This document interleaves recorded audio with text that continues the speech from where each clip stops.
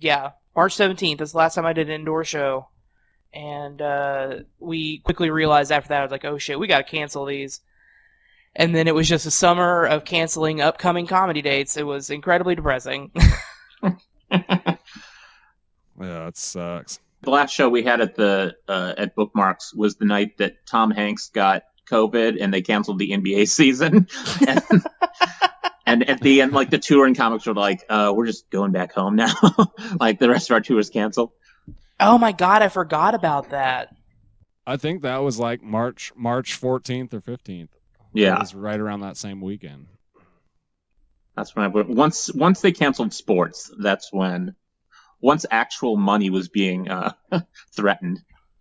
Man, I don't know. I made Yeah. I made some decent money at the Bookmark show. Only that one where that guy was really fucked up and kept giving us all his money. We just need drunk rich kids always to come. Yeah.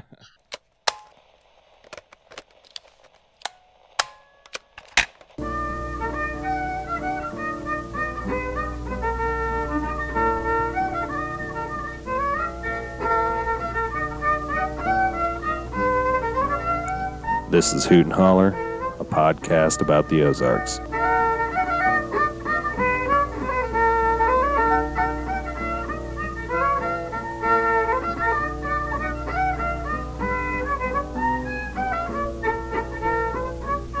The end.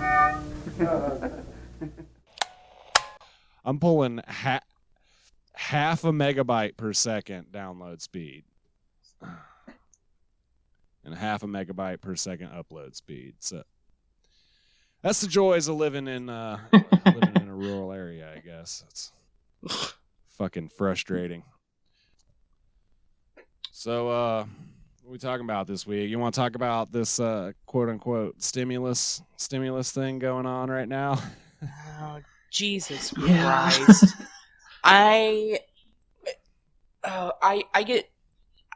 I get so angry when I get on Twitter.com, which I think is a natural reaction. I get even more angry when I get on Twitter.com and I see people in the Senate who are getting the coronavirus vaccine. And I'm like, listen, you bitches, how about you pass a meaningful economic stimulus bill for these people, for us, of the people you have left out in the cold, essentially, and have said, Jesus, take the wheel during a fucking global pandemic. Yep. And then after that, we can talk about you getting your coronavirus vaccine. Until then, good fucking luck. And also, can't you just debate this shit over Zoom? Yeah, like, there's had no Marco reason. Rubio. Yeah, right. Oh, God. Marco Rubio could suck my asshole. And not like in a sexual way, but in a fuck you way. In a human centipede way. Exactly. Umberger got on Twitter and posted pictures of himself getting the vaccine. And then, like, the same day, the next day, got on Twitter and was talking about, like, people need to get back to work, blah, blah, blah. And it's just like, motherfucker, like, you have the means to stay home. You have the means to survive this thing without coming in contact with other people. And here you are with the fucking vaccine while the people you're trying to send back to work aren't going to see a goddamn vaccine for who knows, man. Like, Joe Biden's, I think he's the HHS guy said it's going to be late summer, early fall before the general public even sees it. And then we have to deal with the infrastructure, the Jesus Christ, I've got a aphasia right now, but we have to deal with, like, actually getting it out. So if it's not even available to the public until late summer, early fall, then it's going to be months of, like, actually getting people their shit, because we have as we've learned this year, have a completely failed public health system. We have a for-profit healthcare system that, you know, is not geared towards actually helping people. It's just geared towards fucking making money. So how many months is it going to take to get it out there? And then you've got shit like, it's something like 73% of certified nurse assistants in nursing homes say that they're sketchy about the vaccine and don't want to get it. You've got something like 40% of the population says that they're scared of the vaccine and doesn't want to get it. Some of that's on the left. Some of that's the anti-vax shit. But we're going to see that that's going to end up being like 20%, probably 15, 20%, like a durable number of people. Plus, this shit isn't even approved for kids. And now we're learning that kids are reservoirs. They are super spreaders. While they're less likely to have negative health outcomes of it, though we don't know the long-term health outcomes because there's all kinds of shit about long-term health outcomes that we're learning. But kids aren't getting super sick and dying most of the time, but they are carrying around the virus. And if they can't get vaccinated, then you have a durable reservoir population. So as to paraphrase fucking Charlie Daniels, like coronavirus ain't going away. I miss the days when anti-vaxxers didn't super affect me because I don't hang around children. Right. And now I realize that I am going to have to worry about anti-vaxxers. And it makes me very angry. It makes me upset for my mom, who works in a hospital, who she actually did get her first dose on Friday. Good. It makes it just, God. Yeah, it's a fucking relief. I was kind of worried that maybe she wouldn't take it. I don't really know why I thought that, but I was just afraid she was going to go rogue on us and not do it. But she did. And I genuinely miss the days I was like, well, I don't have to worry about anti-vaxxers because I've already like had chicken pox and I've been vaccinated, so I don't need to worry about your children. But now I have to worry about it. And it's also funny to me, and I wish Harvey was here because I would love to talk to her about this. I would love to see the Venn diagram of people who think that science vaccinations that it's all fake, and the people who sell essential oils on Instagram. Right. Because I don't think they'd be completely a circle, but I think they'd be pretty damn close to a circle. 96% easily. I had a girlfriend in college, and I'm still friends with her on Facebook, and she's a nurse, and she's anti-vax, and she's in an MLM. Oh, dope. Cool. I'm so glad that she is taking care of people during a global pandemic. Yeah. She also cried because I liked Boogie Nights, and it meant I was a pervert. Well, it's true. That part's true. I mean, she's right. I am a pervert, but not because I like Boogie Nights. Right. Yeah. Right, but you have to show your work here, and you got the right answer, but everybody knows deep within their heart which Facebook friends of theirs or Instagram followers, or if you're really stupid and following dumb people on Twitter, you know who's not going to get the vaccine, and you know that there's going to be a sanctimonious 4-paragraph Facebook post about it. And all of the other dumb people that you likely went to high school with are going to be comment, "Amen, sis. You do what's right for them babies, girl. I love this journey." Right. You know who it is. my anti-vax journey. My journey into having my child die from smallpox. I've never had the chicken pox. Oh, I had the chicken pox when I was a kid. Never got them. I tried to reason out that I was like Bruce Willis on Unbreakable because I rarely get sick, but I have gotten sick, so I don't think it holds up. I just think I'm going to get chicken pox as an adult, which I think that's just called what's it called? Shingles, Josh. And you're going to get very sick. Oh, okay. Oh, no. I have to go to Walgreens for that shingle shot they do every year. You have to be 65 for most insurances to cover it. So make sure you call ahead. Joke's on them. I don't have insurance. I don't know why I'm laughing about that. I'm so sorry, Josh. Hey, you and me both, man. I haven't seen a general practitioner since I was like 18 years old. So I got to tell you guys, I have insurance. That's a flex. Not really. I do have insurance. It's a scam. I had to see gallbladder removal back in the summer, and I still ended up paying a shit ton of money. So it might not be worth it. Yeah. I figure if I get sick, I'll just die, Yeah. I guess. That's my plan. Just death. I can't afford to live. And I mean, how much of the population is exactly like that? Thank you. Probably 40%. Yeah, I mean, high number. it's high. I mean, because even the people who qualify for insurance, even qualifying for subsidies, then you also have co-pays to worry about. You have deductibles to worry about. You know what I mean? When like so much of the population is living like one emergency away from fucking bankruptcy, it's like, what good does this system do anybody who's not at the very least comfortable, if not fucking wealthy? Because this will even wipe your ass out if you're comfortable, you know?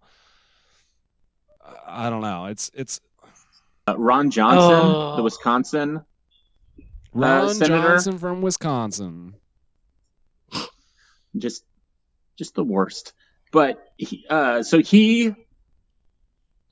shot down the like Holly Sanders like $1,200 in direct payments because, and this is what the Republicans are going to do for the next 4 years, and they've already started it. The deficit. They're going to talk about deficits and the need to just rein in the budget, which is what they did in Obama. It's what they're going to do every time, and I know it's absolutely going to work. Sorry. No, I was going to say, I tried to look up to see if Ron Johnson had objected to the Garden of American Heroes. Does anyone remember what that was? Yes. Yeah, the White House. Trump got... Yeah, he got really excited about statues this summer when statues were coming down. And he wanted to make an Anton Scalia statue, amongst other... He just wanted a giant garden of statues. But yeah, Johnson didn't object to that. He voted for Space Force. So I don't want to hear about... He voted for the $740 million NDAA, like funding the fucking Pentagon. We spend $750 billion at least every year. I don't even know. It may be $1.5 trillion a year. I don't know. I'm a dumbass. I don't track this shit. We spend so much money on the military and then say, oh, sorry, we don't have any money. It's the same shit we do in cities with city budgets, and we spend all this money on cops, and then whenever it comes to city services for the fucking civilians, they say, oh, sorry, we don't have any money. And that's because you need armed forces in order to enforce a fucking austerity regime. You know what I mean? When everybody is desperate and they're dying in the streets, they're going to start grabbing the fucking pitchforks. And that's why you need a big military. That's why you need a big police force, so that you can crack down on that shit. And the Springfield Police Department is hiring 40 officers right now. I saw that on the news. What? So if anyone's looking for work... 40 fucking officers? 40. How many officers do they Maybe have? It was just positions within Springfield PD, but I don't... A bunch. God. Okay, well, yeah, it's amazing to me. Yeah. Oh, go ahead. I was just gonna say maybe this is a good place to transition, because fucking Springfield Police Department plays into what I want to talk about today, which is homelessness generally, and specifically what's going on in Springfield right now. So they're hiring 40 new officers while they're saying they can't do shit about the unhoused in the city, you know? I don't know. Maybe we should do the Cobra Scare thing first, and then we can just yammer the rest of the time about the shelterless, the homelessness situation in this country. Okay. So my logic here was...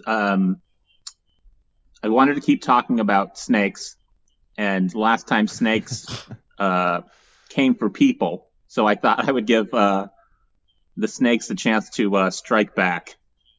Yeah, hell yeah. Or humans a chance to strike back against these horrible, horrible snakes.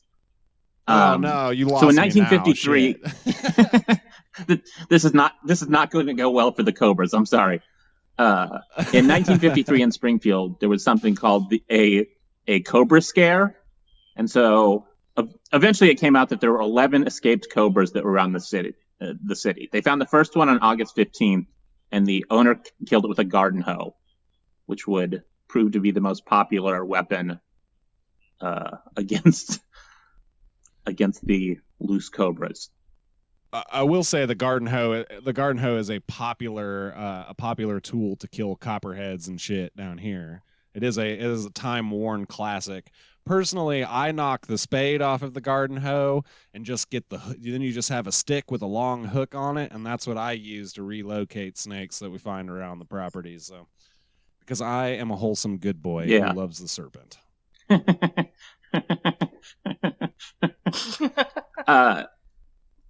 Yeah, I guess a hoe really is the best weapon because you can be at a distance and just kind of hack at the thing over and over, where even like with a machete or something, you got to get a little bit closer and it might be able to strike you. So my dad always preferred shovels to kill. Granted, we do not have cobras, thankfully. We'd have copperheads in our house growing up. He preferred a shovel, but I can see where garden hoe would be effective. Yeah, shovel's not bad either. Yeah.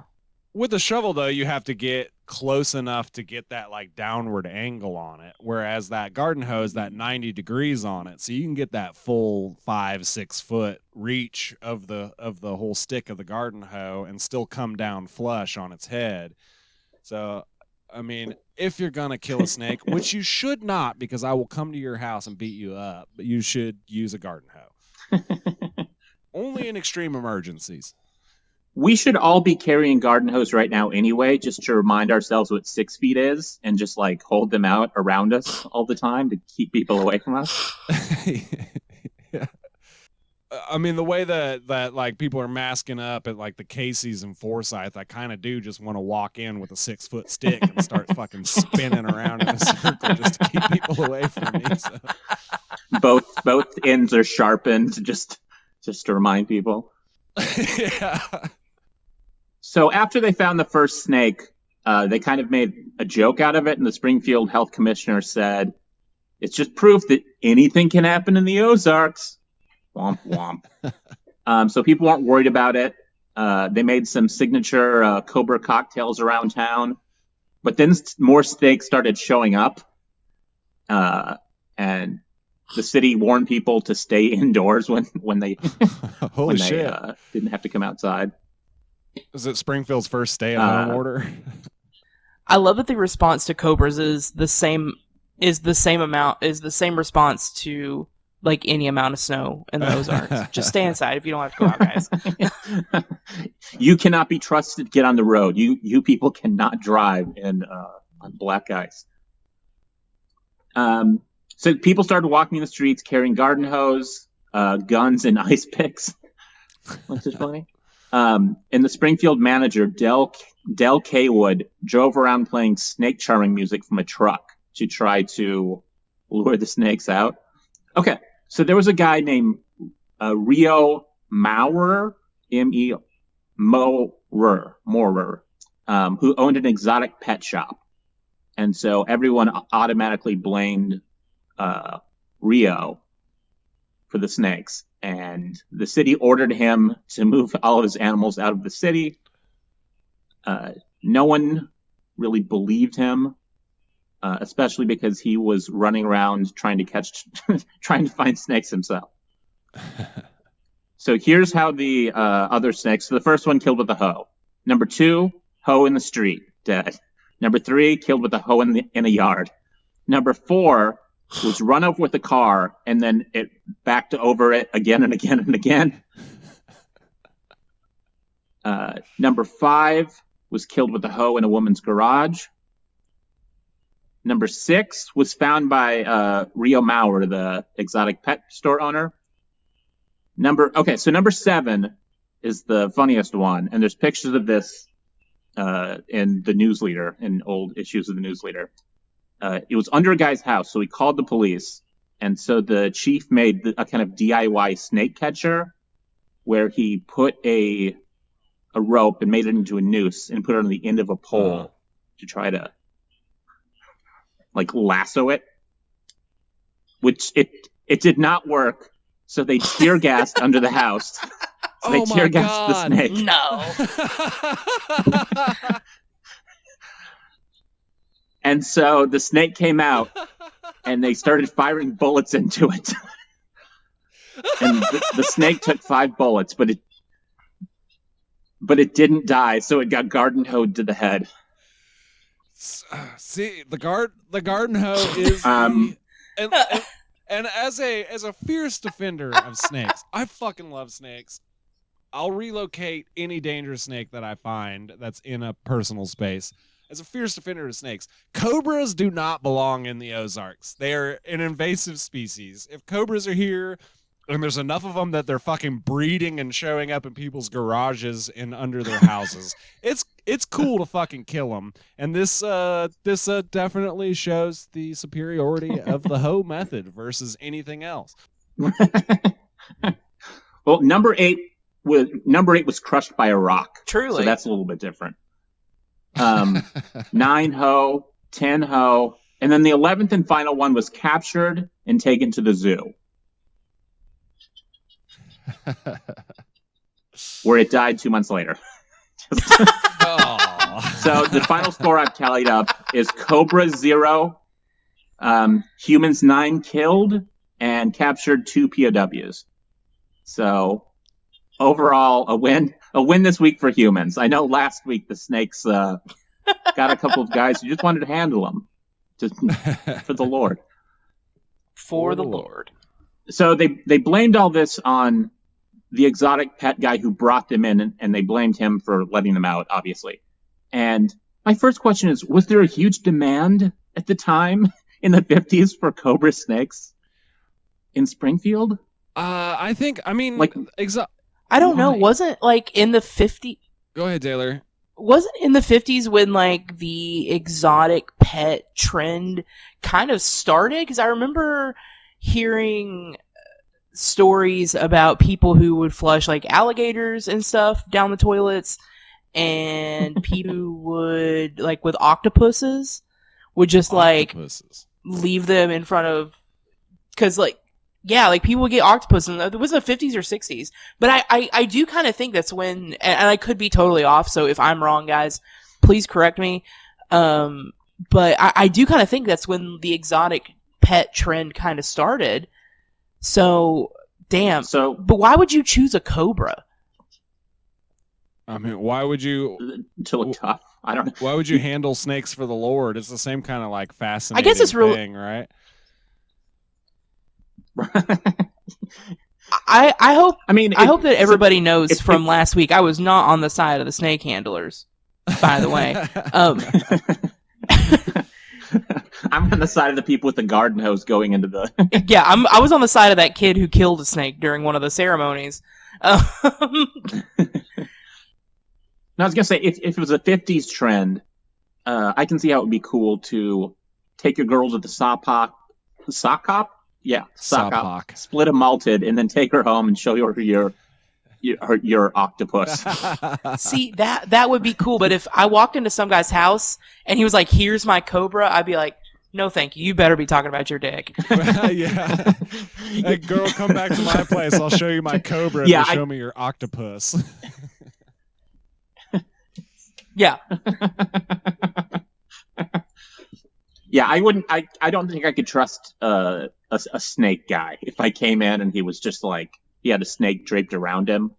I don't know. Josh, as somebody who unfortunately exclusively dates men, go with that gut instinct. Don't trust snake guys or sword guys. Really, they tend to be the same. See, I'm trying to be a fucking snake guy. Well, you already have a beautiful, loving wife. I'm just saying. Yeah, she's trying to be a snake girl, so I think we're and hell yeah. I bet Nick Cage is a snake guy.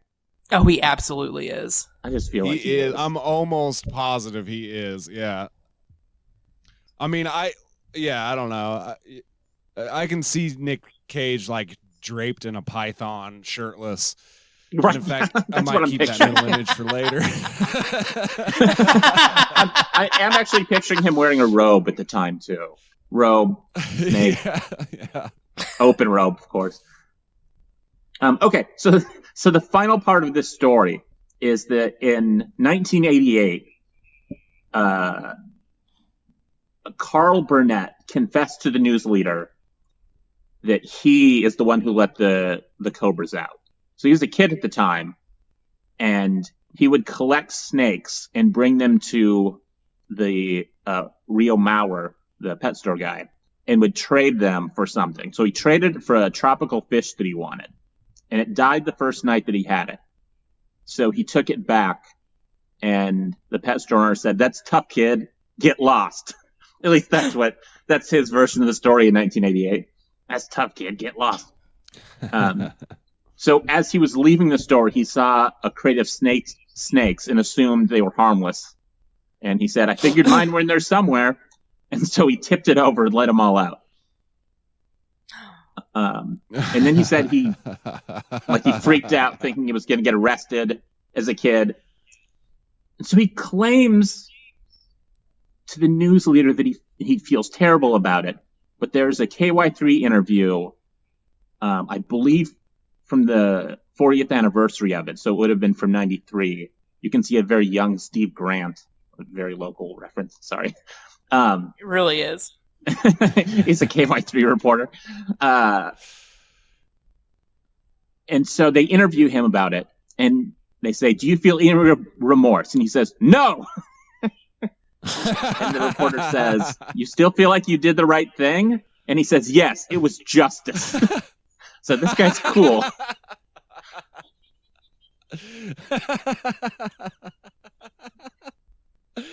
Wow, but yeah, just the opposite of what he told the news leader when he first. Yeah. I have no regrets. He's not completely wrong. I'm going to have to disagree with you there, Josh. Listen, I understand. I order clothes off the internet all the time. And a lot of times they don't fit because sizing is weird for women's clothing, as we all know. That does not give me the right to set exotic venomous snakes loose onto Fayetteville. And I act out of emotions roughly 98% of the time. And if I can clearly say, "Hey, I understand you're upset, you shouldn't do that," I think you might have been in the wrong here. Well, yeah, I can see that. Like, I ask Josh periodically if he can order me a certain book, and 90% of the time he says no. And I would never threaten to release his cats out of the store in retaliation. So. You should try it because they would just bite you as you tried to. Anytime I walk them outside and they hear a car, they just freak out and scratch me up and try to run back. I refuse to believe our patron Saint Googie has ever done any wrong in his life. So we have a cat divide on this podcast, but I will say I don't dislike cats or anything. I just feel about cats the same way that they feel about me, and that's just like we have like a mutual respect and just ignore each other. That's pretty much it, you know. That's the best you can actually get from a cat. Exactly. Yeah. As it was snowing here last week, and I saw people outside my window having to take their dogs outside so they could walk them and they could use the bathroom. And I sat on my couch watching America's Next Top Model with my cat curled up beside me. I realized I made the right decision in being a cat person. Well, that's definitely the bonus of being a countrified dog owner, is it's just you open the fucking door and let him go shit wherever he wants. Yeah. I don't have to worry about walking him or anything. He walks himself. No, that's true. He's a very nervous pooper too, so he always goes like somewhere where nobody could ever possibly see him or stumble on him. So. I'm proud of him for being smart enough to have shame. Yeah. Well, there's one thing you can say about Charlemagne the dog, is he's full of shame. Anyway, that's all I have about the snakes. There's still one in a glass jar that was given to Central, and it says it disappeared. but it's now at Drury. So, Oh, no shit. a total of 4 of these snakes were pickled, but that's the only one that's still Oh, around. they've got it. Huh. I mean, yeah, I have access to a bunch of pickled snakes. As weird as that sounds, but for work, if I ever need a snake reference, I can go find just about any local snake pickled in a jar. So that's kind of interesting. A perk of the job. Yeah. Unfortunately, with my job, I do not have any access to any pickled snakes, so you got me beat there. Well, you haven't seen what's in the back of bookmarks. There's jars under the sink back there. Whenever Harvey and I were on our honeymoon in Costa Rica, we went to this cool little national park there. I can't remember what the hell, Cataracta Azul or something like that. It's this really weird spot where there was a bacterial population in the spring that fed this waterfall that was very difficult hike to get to, and that I think it was the bacteria, like a cyanobacteria, that made the water just like this incredible, like cyan color. It was a really, really strange experience. But at the top of the trailhead, wherever you walked in, there was just like this wall of jars of pickled snakes. I mean, it wasn't like a nature center. I mean, it was kind of like a nature center kind of thing, but there was no there was nobody on staff or anything. If you wanted to, you could have just grabbed one and walked off with it. So. I think they probably trusted that most people weren't going to grab it and walk off with it. Yeah, I mean, I wouldn't steal from a public institution like that, especially in a foreign country, but also there's no way I would have gotten it through customs, and that was the main thing keeping me from it.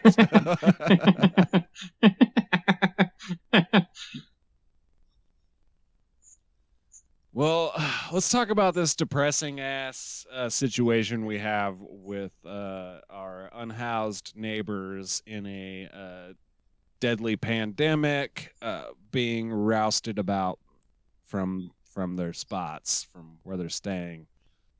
Absolutely. You want to go? Yeah, let's do it.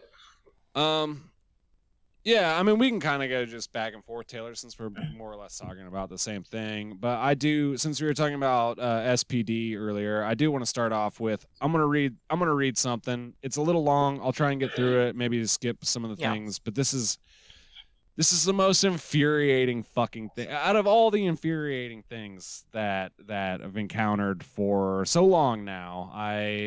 This is really one of the things that is just it's heartbreaking. It makes me fucking mad. So this is from a local pastor with the Connecting Ground Church. Her name is Reverend Christy, or Pastor Christy Love. I want to say first off, like, I'm not a religious man by any means. I came up with probably the least religious background of anybody on this podcast. I mean, we went to church. We went to church for several periods of my life, like every Sunday. But I grew up Lutheran, and I grew up ELCA, Evangelical Lutheran Churches of America, which, despite the evangelical in the name, is like a very basically the most progressive Lutheran sect.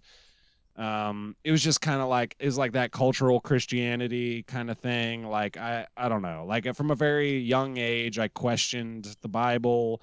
I had issues with God, whatever. I am not a religious person at all. In fact, I, in many ways, despise fucking religion. It makes me very frustrated the way that, especially in the Ozarks, everything is centered around religion. But I do want to say that this church, the Connecting Grounds, seems to be the most on point and the most like lived New Testament Christ values shit, especially around homelessness. And so I want to say that I have a lot of respect for folks like Pastor Christy Love. I really do. But that's just get that out of the way. So, okay, this is from Christy Love on September 30th. Thank you to all who shared my Facebook post last night trying to connect with someone in Winslow, Arizona. Several hours ago, I received a phone call that finally allowed me to breathe a huge sigh of relief that I have been holding in for several days. I know this is long, but it's an important issue that I need to shine a light on that is happening in our community. I hope you will take the time to read and share to help us raise awareness and provide some degree of accountability to our police department and business owners. There is a practice, for those who work in the homeless community know well, a practice that is 100% not okay or ethical for a wide variety of reasons. I don't know that it has a formal name, but I call it the sicken ship. It is what happens when a community, city leaders, or police get sick of dealing with a homeless individual over and over, so they decide to buy them a one-way bus ticket to a new city so that they are no longer their problem. Several large cities have been under fire in recent years for this super sketchy practice. Yesterday, I learned that Springfield police, in conjunction with downtown business owners, have also been engaging in this practice. I am beyond disappointed that this is occurring in place of solutions being found in our community. I am angry at the way that is being done in secret and without communication or authenticity with social service providers in our community. Several days ago, a TCG, that's the Connecting Ground, her church, volunteer was driving down Kearney and they spotted a 30-year-old homeless man who we work with regularly. She was concerned because he was way out of his normal area. She stopped to check on him and found him to be in a panic. This is a young man who battles addictions and mental health issues. He has reached out for help several times in the COVID months, expressing a desire to change his life.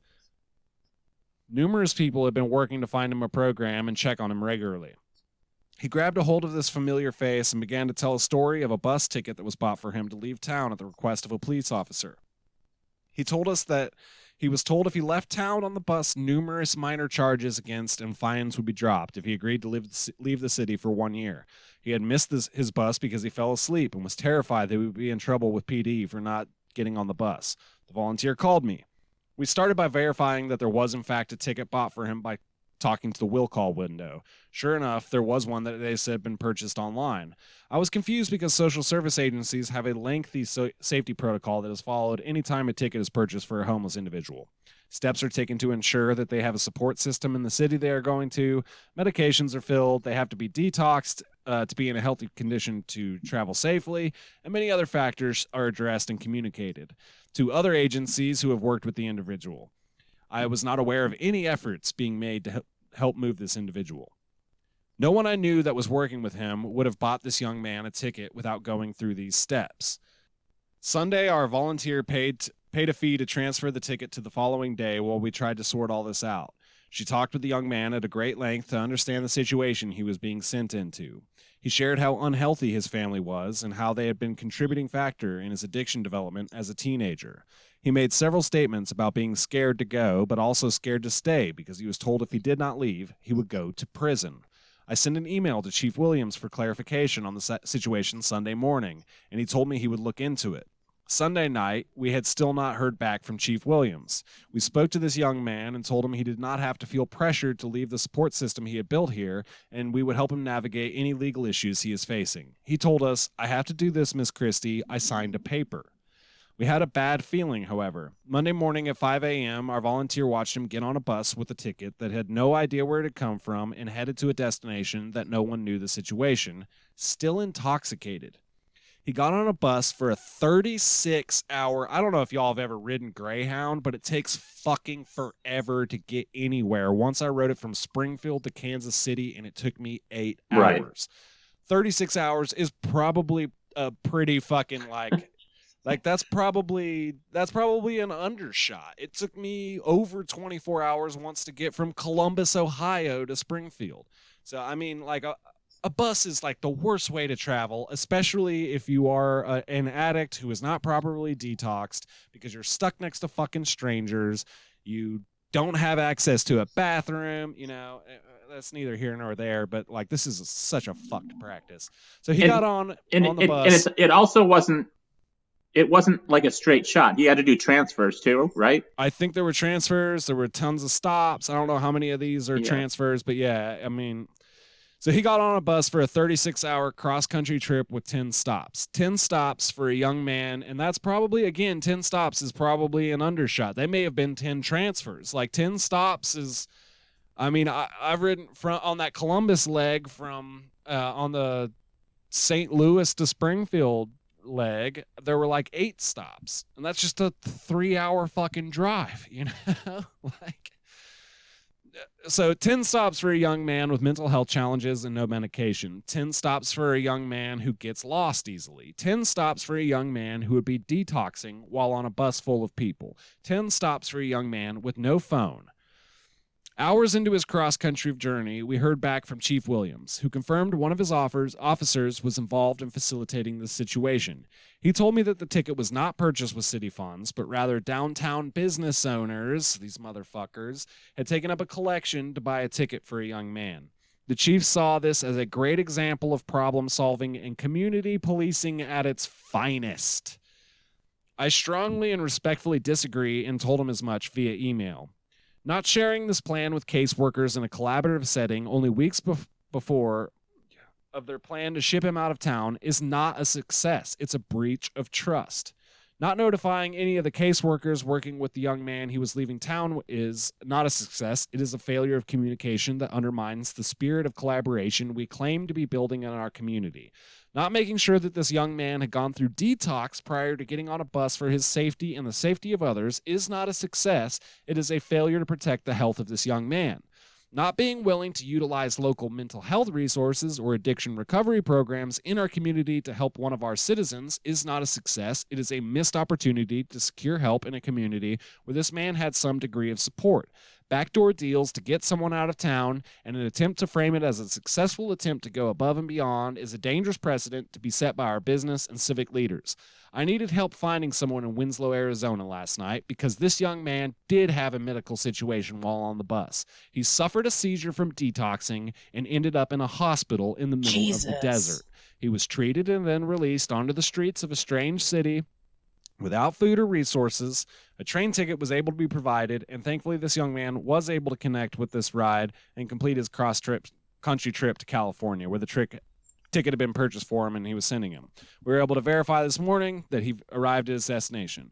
I don't know that this situation is safe, healthy, or an improvement for him, but there are many business owners and leaders who are breathing a sigh of relief today that he's someone else's problem now. So this goes on a little bit longer, but that's the gist of it, and it is fucking infuriating.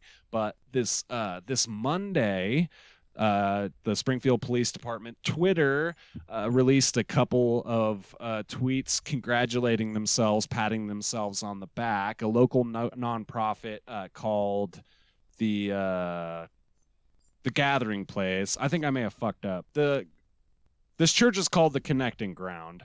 There is a local nonprofit called The Gathering Place, which runs a couple of small shelters, I guess you could call them, a tiny house village. And there's another thing I'm about to talk about. Yeah, and there's another thing I'm about to talk about in a minute that got some more press. But this particular officer, Corporal Mike Evans, I'm pretty sure is his name, was awarded a No One Sleeps Outside award by The Gathering Place for his quote-unquote work with the homeless and for helping reunite a young homeless man with his family this summer. So this motherfucker got an award for just twisting this kid's arm and threatening him with legal action if he didn't get the fuck out of town. This nonprofit that claims to help the homeless is patting this fucking cop on the back for this despicable behavior. And then the National Alliance of Mental Illness Southwest Missouri chapter, on the same day, the Springfield Police Department said they had been awarded a Community Partner Award. They're the Community Partner of the Year for the National Association of Mental Illness Southwest Missouri chapter. And so we have, I don't know, man, like they're getting, this is the problem. This is a problem with fucking nonprofits. This is a problem with policing. This is a problem with just housing policy, but they're going around patting themselves on the back for doing just despicable fucking work of just like sweeping these people out of town, sweeping them out of their camps as they did yesterday. At a long time established camp on the north side of Springfield, less than a week after the city denied a petition request for the to allow people to camp in tents during the pandemic through the winter because there is a lack of shelter space. And this is all we're not even into the eviction crisis truly yet. Some evictions have been filed, some evictions have been carried out, but mostly they're under moratorium right now. And the CDC says that the CDC eviction moratorium goes through the end of the year, but I mean, the CDC guidelines themselves say people shouldn't be fucking evicted because you can't be sending people out to live on the goddamn street right now whenever there is a fucking pandemic raging through and killing everybody. And also the CDC has said that any anti-camping orders should be lifted and that the homeless population should be helped and not swept out of wherever they're staying, which is what we're seeing across the country right now, including here locally in Springfield. And then like there were riot cops with rifles fucking clearing several big encampments up in Seattle this week.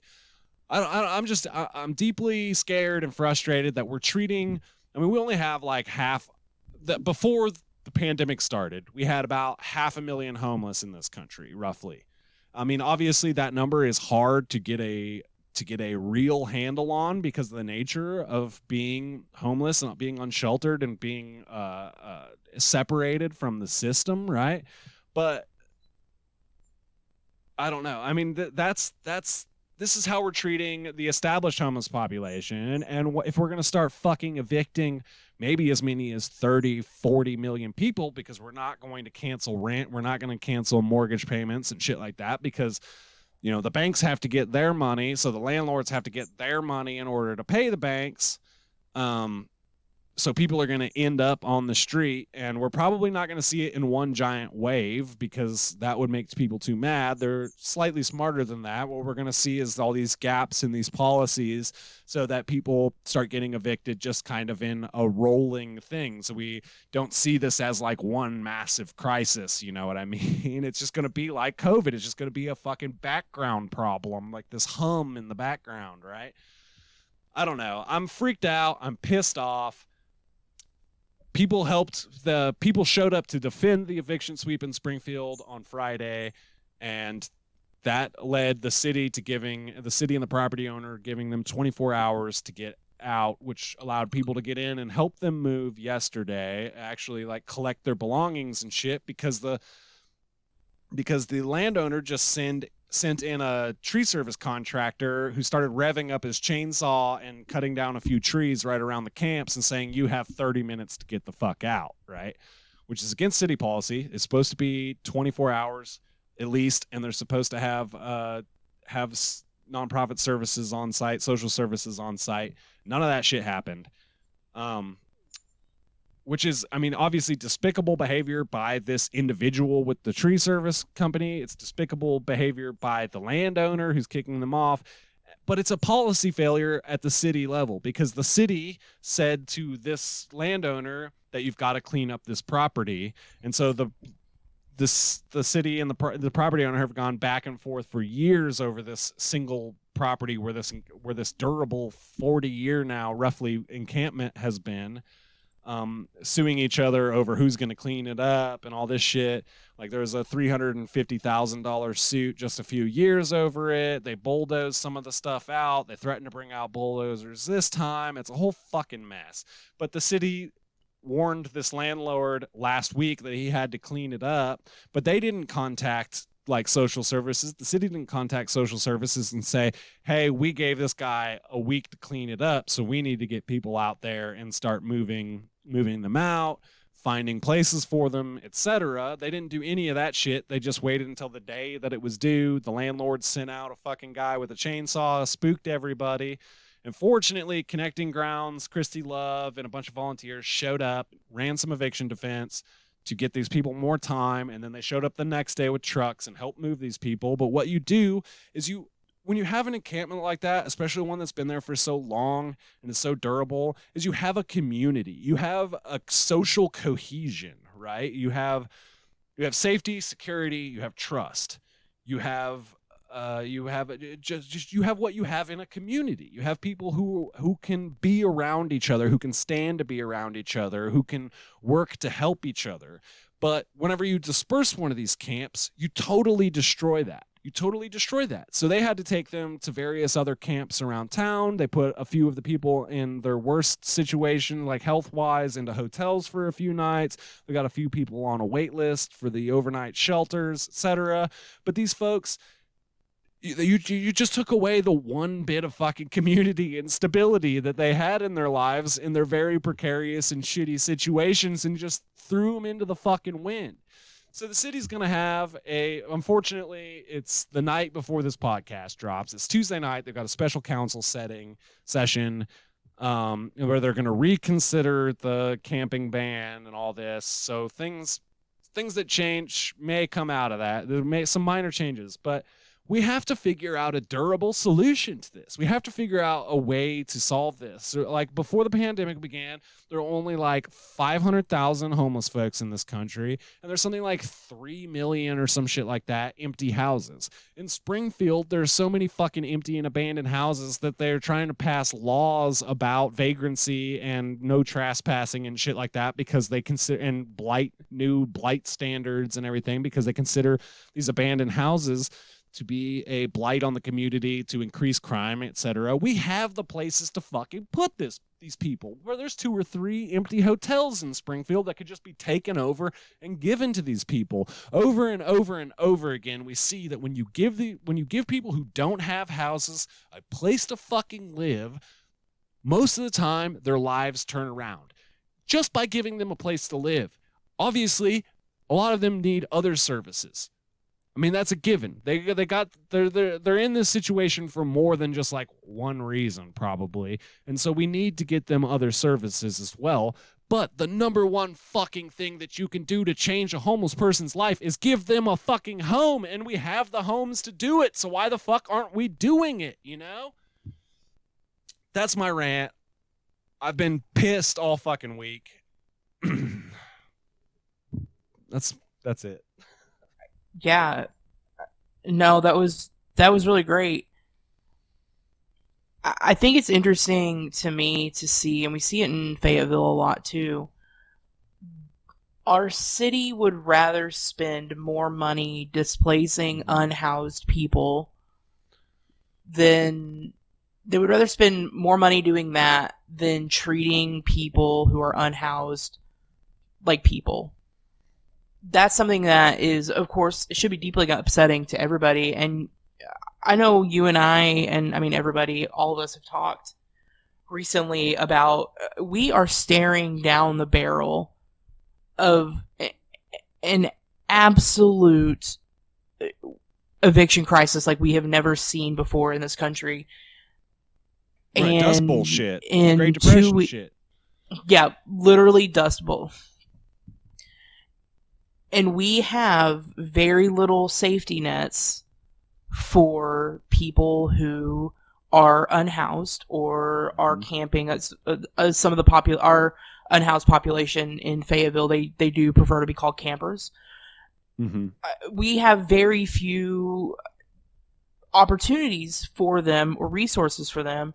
In Fayetteville, we had an encampment. A very similar thing happened. The land was owned by the University of Arkansas, who has obviously a huge endowment. Yeah. The land was owned by them. It's in South Fayetteville. Huge endowment. It was back in 2018. There had been some reports of crimes in the area, which in any community, you are going to have crimes. That's not just that's just not exclusive to unhoused communities. Absolutely. In 2018, the University of Arkansas evicted, I believe it was 150 people from the camp, and basically told them, "Hey, good luck." The university ended up selling that land to a nonprofit here in Arkansas called New Beginnings. They are a good group of people. They are building on that land the tiny houses. Mm-hmm. There are going to be 20 units. They have been building on them for 2 years because they are fundraising and getting the funds and the construction together. we do have a shocking lack of resources in Northwest Arkansas for our unhoused community. And I did not have a full grasp of that until I started just doing a little research in the last maybe month or two. Because you think about like what's going to happen to people in my community when the federal eviction moratorium runs out in 2 weeks. We have a couple of day centers, the main one being Seven Hills. They, of course, during COVID had to decrease their services, but they were able, and something I'm very proud of them for, is they did start what is called a safe camp project. They were able to get, I think it was like 13 acres of land that they were able to solely dedicate to having a tent city. And they were able to use coronavirus money to get PPE, to get meals delivered, to have portable showers and porta potties. Great. Because I think something that is missing in a lot of conversations about unhoused people is that they're exactly that. They are people. And everybody wants to just say, oh, you know, if you give an unhoused person, if you give them money, they're going to spend it on drugs and alcohol. It's like, well, shit, I do that with my money. Why? And right. And right. yeah, I mean, and you know, if you're sleeping outside, and you know, the other night it got down to like 7 degrees here. Jesus. I'm not going to begrudge anybody who's having to sleep outdoors some whiskey to keep them warm, or some fucking weed, or whatever they want to do. You But also have to... we don't have any. Go ahead. I was just gonna say, like, you also have to consider, like, if addiction goes untreated and you withdraw, if you are a 25-year 2-pint a day drunk, like, and you don't get access to liquor, it can fucking kill you to not drink. You know what I mean? Like, you're more likely to die from withdrawal than you are from not getting something to eat. Yeah, that quite literally happened to my uncle in Des Moines. You know, but and that's what's missing around the conversation. And so in Fayetteville, we're down at the very bottom, like at the very southern part of Northwest Arkansas, and where a lot of our camps were at and still are is in the southern. It's called Southtown Fayetteville.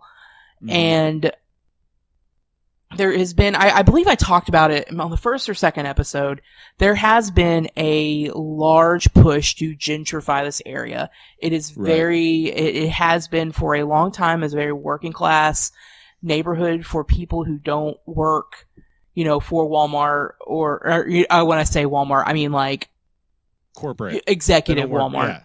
Yeah. Right. You know, for people who are just working class, work in the factories, that's typically where like the kind of folks that have been in this area. There's been a huge push to gentrify it, to build more student housing, to build more luxury housing, which absolutely Fayetteville needs like a fucking hole in the head. We need obviously we need affordable housing in this area. But it's shameful in so many ways that is the area that they're trying to, basically they've been trying to kick unhoused people out of Fayetteville in general because it doesn't go along with our Instagram worthy, you know, college town aesthetic. And what is that? What is that slogan that Fayetteville has? Keep Fayetteville funky. Keep Fayetteville funky. Yeah, funky. Which means you can be a 22-year-old that works at like my sub shop but has like a purple mohawk. You know what I mean? Like, yeah, you can dye your hair pink as long as you're a college student or you're on your way to being a young professional. That's what we mean by funky.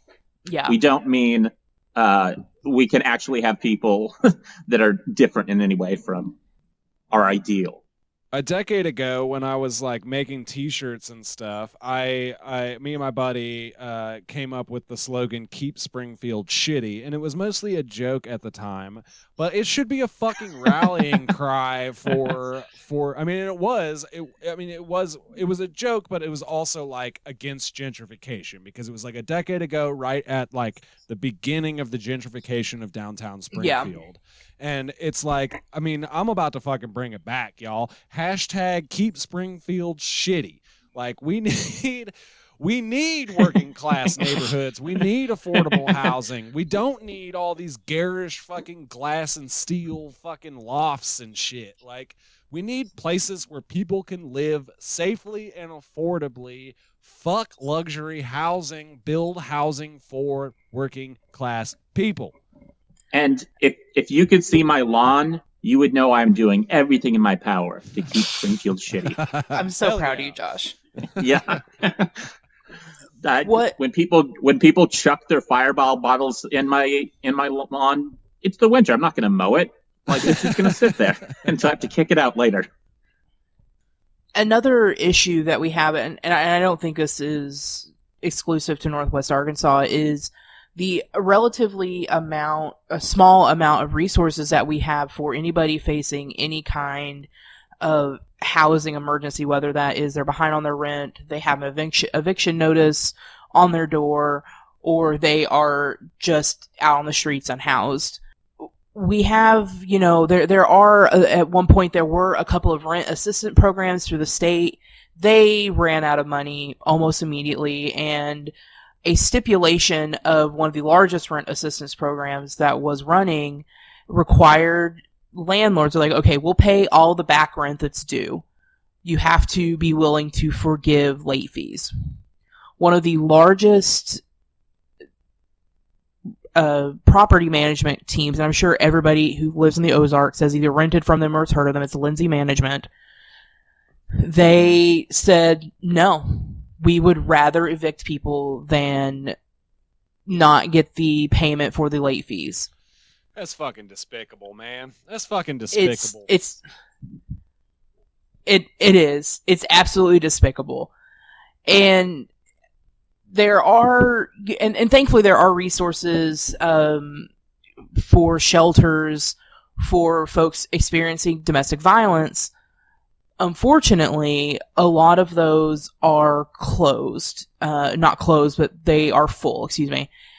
And they have a waiting list. So even in a case of extreme, of domestic violence, there's a waiting list to get help and to get out of that situation.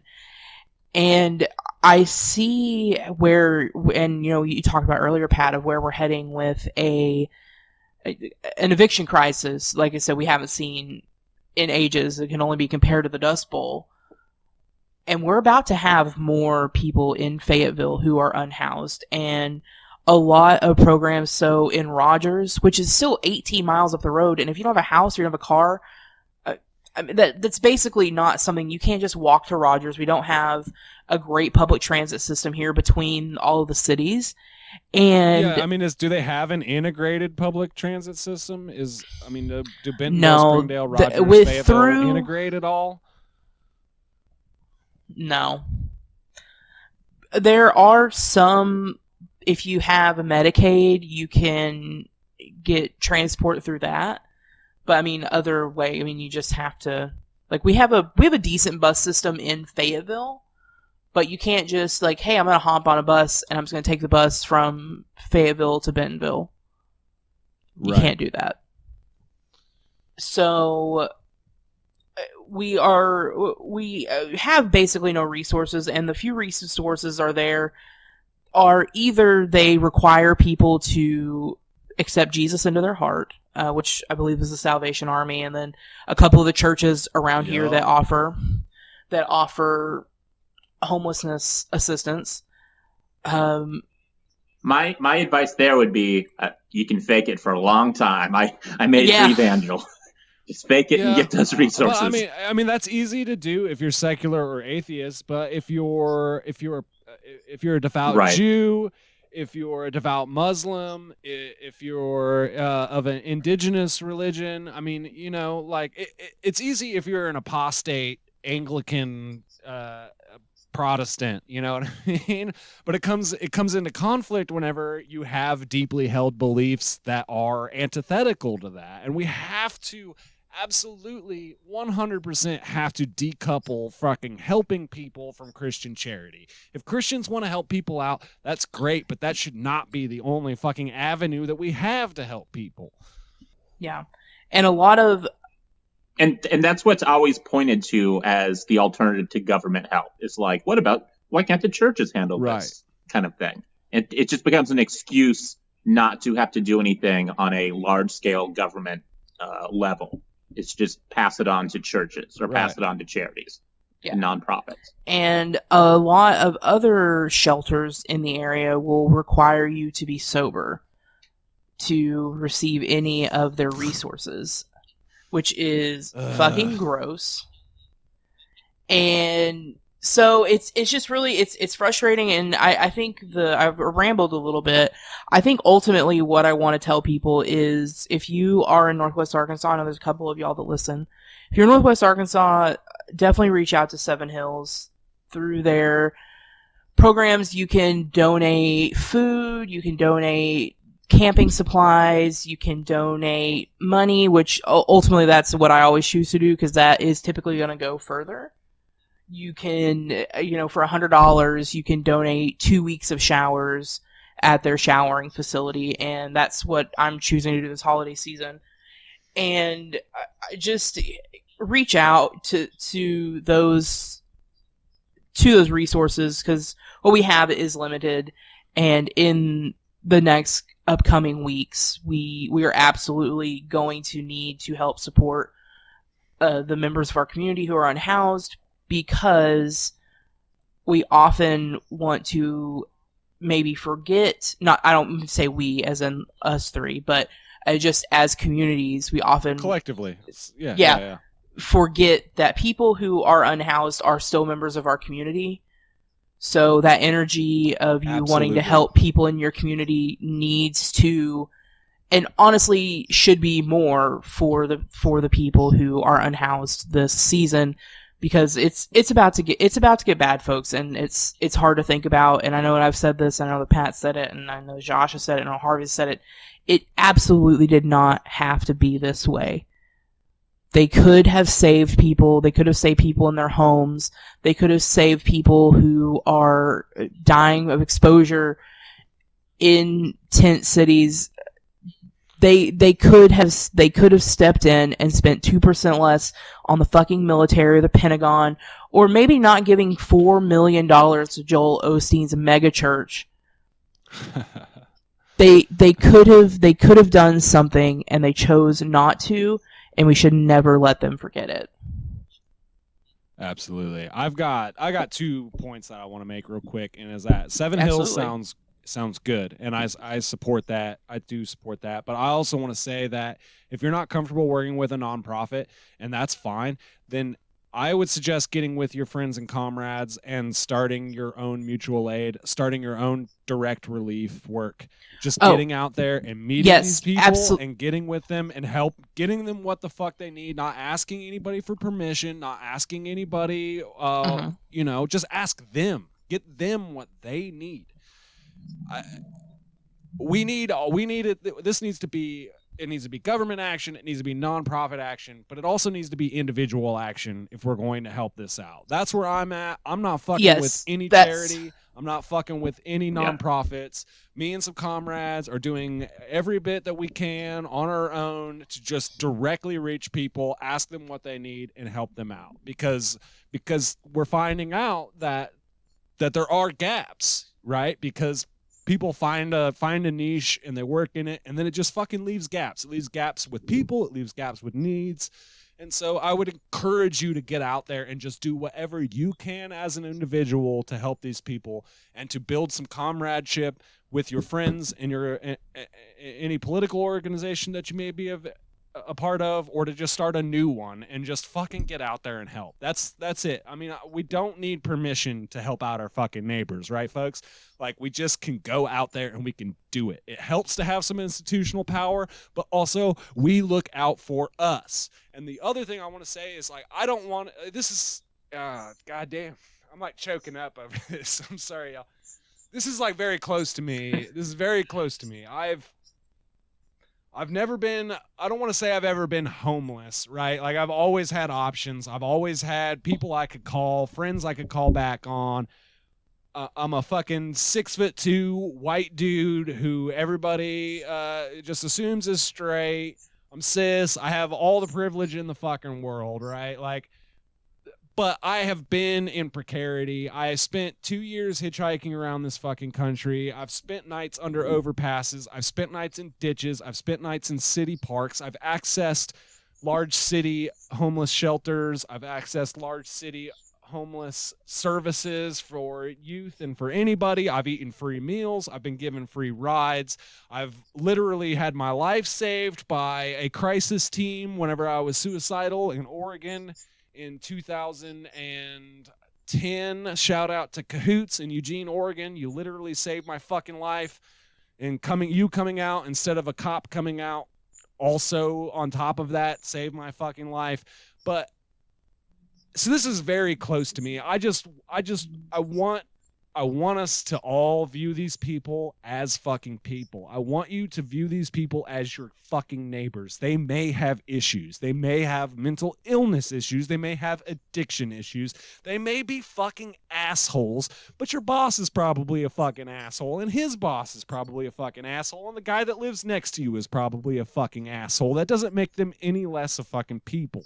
So just man, we have to band together. If this isn't the fucking time, then when? How long will we collectively, from the fucking destitute to the working class to the middle class, sit here with the fucking boot on our neck? How long will we put up with this shit? With these millionaire rulers getting their fucking vaccines, but then also telling us to go back to work and giving us a pit and spitting in our fucking face with $600 and calling it a stimulus when it's not enough to pay the rent in any state in this fucking country? When will we have enough? Grab your comrades, grab your neighbors, hold them fucking tight, and let's work together to get out of this, because nobody is coming to save us. I'm sorry, I'm ranty as fuck this week. I'm worked up. It's getting dark. Absolutely. You make a lot of really, really good points, and I'm glad that you brought that up. Also in Fayetteville, in Northwest Arkansas, we have a mutual aid group. It is called Y'all-a-darity. Fuck yes. Yeah. Fuck yes. They as That's well good. are in. I did definitely leave out our mutual aid resources in that they are working towards meeting individual needs of folks in the community and helping work with the unhoused community as well. So absolutely, however you feel more comfortable, I try to just kind of split resources, because I am very privileged with my job. And so I try to split resources kind of among everybody. So absolutely, we have to remember, and I think you make a really excellent point, is that even if people are assholes, even if, they have issues, that doesn't make them any less deserving. Because guess what? I am an asshole with mental health issues, and because of my privilege, Same. because of, I've been very lucky in my life. I have great parents. I have, when I needed mental health intervention at the very most, because I'm a straight white woman with parents who were able to help me out, I was able to get it. And I have been able to, I have insurance like we were talking about earlier, and I'm able to hold down a job. That does not make me any more worthy or qualified, or means that I'm a better person than somebody who's unhoused and doesn't have the access to the things that I do. So it's important to remember that Right. these people are as much of our community as the as the random acquaintances that you used to see in bars before Corona. They're as much of an acquaintance or as much of a part of the community as your favorite local artist, as, your favorite, local celebrity, whatever it is. These folks need our help. Ned Reynolds. And we have to step up in whatever way, because like Pat said, no one's coming to save us. They truly said, Jesus, take the wheel. And we can't let people who society wants to forget or push out, we can't let them be forgotten or pushed out. Right, because you're fucking next. You know what I'm saying? Like, because eventually down the line, you're fucking next. I would highly, if you want to give to charity, great. Make it local and do the research and find out that they're actually fucking helping people, that they're actually finding people's needs, and do it. Seven Hills sounds fucking great. You can find out overheads on the charities pay pretty easily. Find out overheads. Don't give to fucking national charities. Don't give to fucking international charities. The rich people are doing that. They're getting their tax breaks. Good for them. Don't need to have a 501c3. You're not giving because you're looking for a fucking tax break. You're giving because you want to help people, and that's why I suggest your local mutual aid organization, and if you can't give, then get involved, because they will have your back when you're in trouble. That's why it's called mutual aid. It's not one way. Yeah. It's not charity, it's solidarity. Yeah. Exactly. Solidarity, not charity. Solidarity, not charity. And I fucking love y'all-idarity, so shout out to the comrades in Northwest Arkansas. Yeah. But yeah, I think that's what I have this week, y'all. Well, yeah, things are dark, man. Things are scary and they're dark, and I'm sorry that I spent half this fucking episode yelling at the top of my lungs. We love it, Pat. I'm scared, and I'm scared for my friends, and I'm scared for my neighbors.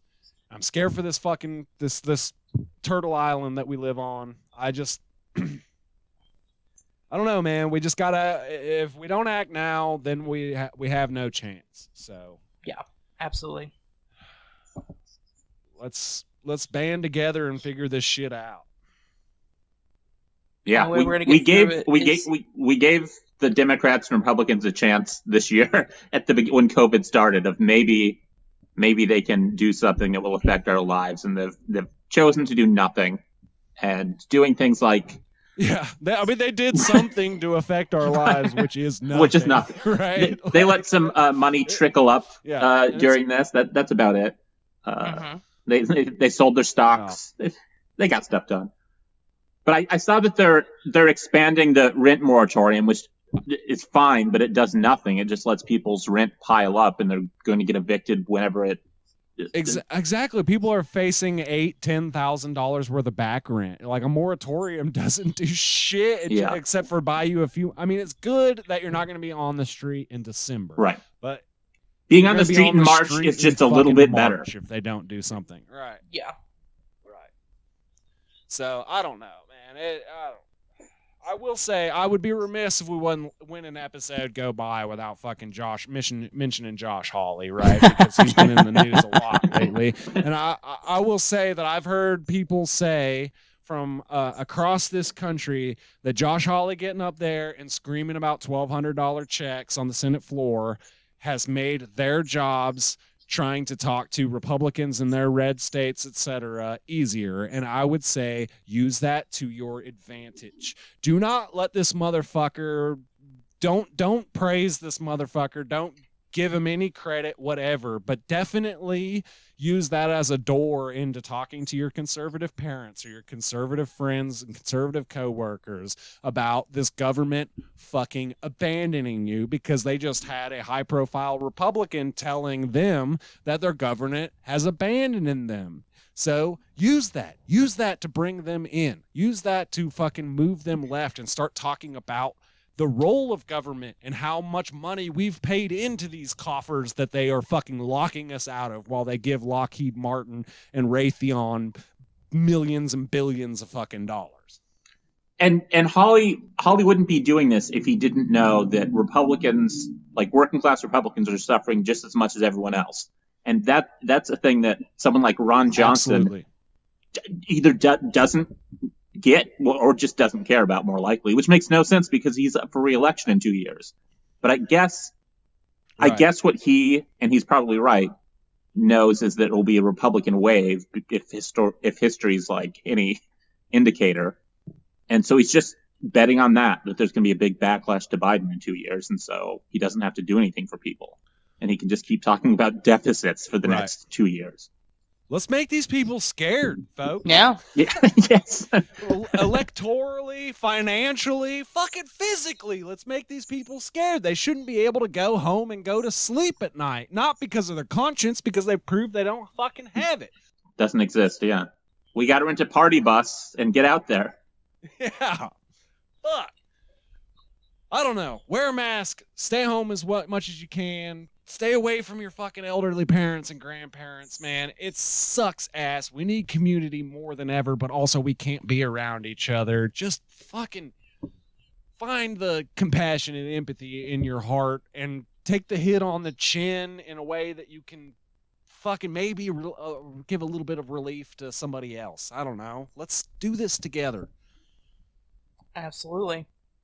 Yeah. And don't forget, as Jim Jordan says, the best stimulus is a job. So everybody in this great economy, go get a job. It's that easy, apparently. Yeah. There's lots of minimum wage fast food jobs hiring in Springfield right now. That's about it that I've seen, but there were a lot of now. Or you could be wrong. You could also be a police officer. No. So if you don't have a conscience, there's a job for you. Please don't. Yeah. If you're listening to this, please don't go be a cop. Please, you can't fix it from the inside. Fuck those people. And Christmas is canceled this year, by the way. So everyone. That's right. We won't. Drugs won the war on drugs, and Christmas lost the war on Christmas. Yeah. So don't. Well, you guys got anything else? We got a lighter note to end on since I've been fucking dooming the place up. No. I got nothing. Yeah. All right. Well, not to be a doom, to be the opposite of a doomer. I mean, let me say, I had this conversation with comrades last night, and I said to my new friend and comrade, like, I am so glad for this name Doomer to come around, because a lot of times I was using the word nihilist for myself when I did not truly mean nihilist, because I'm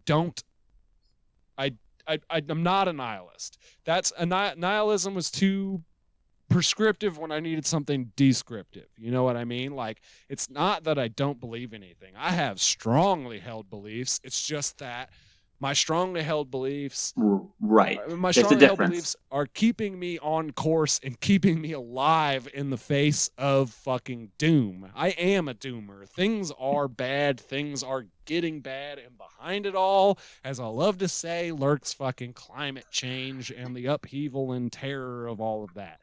So I just want to say, I say this shit, but I say this shit because I care, because I want us, because I know that there is a better future, because every morning I fucking wake up and I convince myself that there is a better future, that a better world is possible, despite all the evidence to the contrary, because I believe that we can come together and we can build that world, but we have to fucking get to work, because we can't do it. We can't wait for somebody else to fucking do it for us. If we want mass movements, if we want fucking mass politics and people first politics, then we have to start fucking building them. We can't wait for somebody to bring them here. We have to start building it here. And that's all I got this week. If anybody else has anything else, please God, just stay safe out there. All right, folks, that's going to do it. Sorry I kind of got on one this week. Got so into it, and none of us even had the thought that this episode is coming out on Christmas Eve. So got a real cheerful one for you. Happy holidays. Ho, ho, ho. If you like what you've been hearing, maybe you've been listening to a few episodes now, and you'd like to help us remain independent and achieve some semblance of sustainability, then you can head over to patreon.com/hootnhollerpod. Got a number of levels starting at just $1 a month for various different bonus content. we'd much appreciate it. Another way you could help us out is to tell a friend, subscribe, rate, review, all that good fun stuff. Helps out a lot for small podcasts like this starting out to get some ratings, reviews, subscribes. So we'd appreciate it. You can find us on all the socials at hootnhollerpod. Give us a follow there. Often post photos, yell at politicians. I don't know what Josh does on Facebook. Harvey and I aren't on Facebook, so can't monitor what kind of shenanigans he gets into on there. I'm assuming it's arguing with people in the KY3 comment section as our account. All right, and this week's music is from Mason Jar Revival out of Tahlequah, Oklahoma, on the far southwestern corner of the Ozarks down there. But they call it Ozark Flint Rock. I call it damn good guitar music. This is Smoke and Mirrors of the 2019 release of the same name. Thanks for coming through, and I will talk to you in the new year. Have a happy and safe holiday. All right.